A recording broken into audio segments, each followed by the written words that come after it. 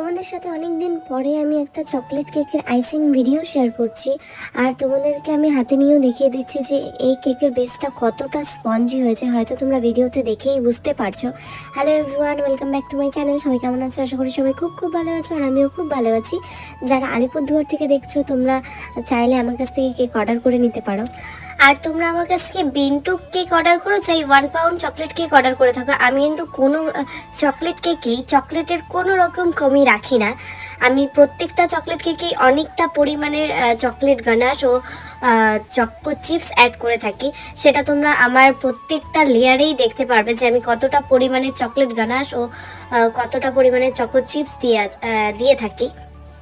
আর হ্যাঁ, তাই হয়তো আমার চকলেট কেকটা অনেকটা পরিমাণে চকলেটি ও খুব টেস্টি হয়ে থাকে। আমার পার্সোনালি আমার চকলেট কেক মানে চকলেট কেকটা খুব ভালো লেগে থাকে, তাই আমি নিজে বলছি।